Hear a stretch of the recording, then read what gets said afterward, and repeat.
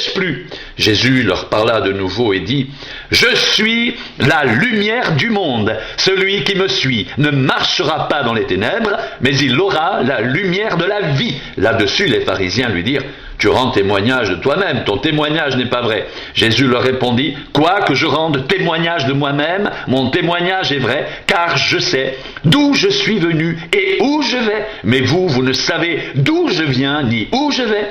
Vous jugez selon la chair. Moi, je ne juge personne. Et si je juge, mon jugement est vrai, car je ne suis pas seul, mais le Père qui m'a envoyé est avec moi. Il est écrit dans votre loi que le témoignage de deux hommes est vrai. Je rends témoignage de moi-même, et le Père qui m'a envoyé rend témoignage de moi. Ils lui dirent donc, où est ton Père?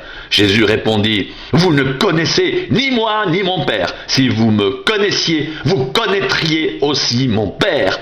Jésus dit ces paroles enseignant dans le temple au lieu où était le trésor, et personne ne le saisit, parce que son heure n'était pas encore venue. Jésus leur dit encore, je m'en vais. Et vous me chercherez, et vous mourrez dans vos péchés. Vous ne pouvez venir où je vais. Sur quoi les Juifs dirent, se tuera-t-il lui-même, puisqu'il dit, vous ne pouvez venir où je vais?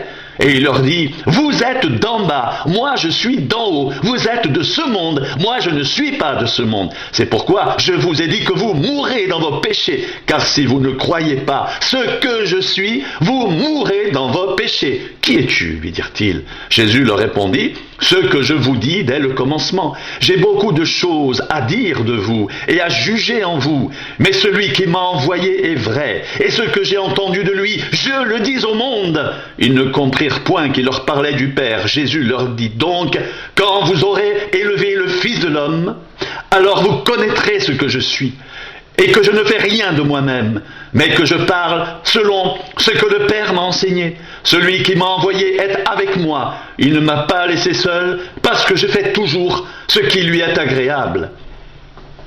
Comme Jésus parlait ainsi, plusieurs crurent en lui, et il dit aux Juifs qui avaient cru en lui, si vous demeurez dans ma parole, vous êtes vraiment mes disciples, vous connaîtrez la vérité, et la vérité vous affranchira.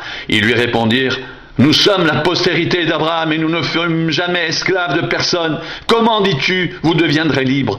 En vérité, je vous le dis, leur répliqua Jésus, quiconque se livre au péché est esclave du péché. Or l'esclave ne demeure pas toujours dans la maison, le Fils y demeure toujours. Si donc le Fils vous affranchit, vous serez réellement libres. Je sais que vous êtes la postérité d'Abraham, mais vous cherchez à me faire mourir parce que ma parole ne pénètre pas en vous.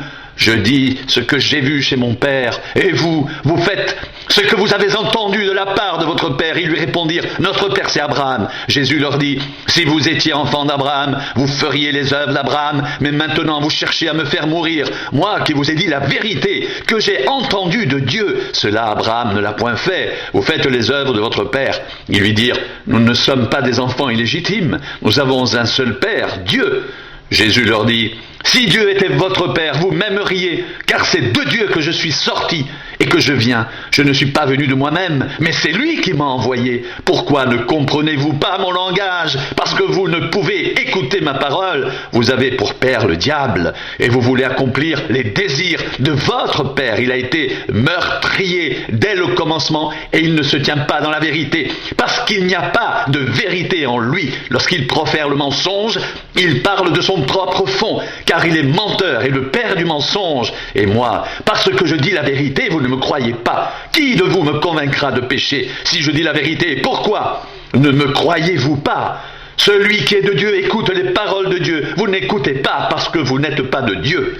Les Juifs lui répondirent, n'avons-nous pas raison de dire que tu es un Samaritain et que tu as un démon? Jésus répliqua, je n'ai point de démon, mais j'honore mon Père et vous m'outragez.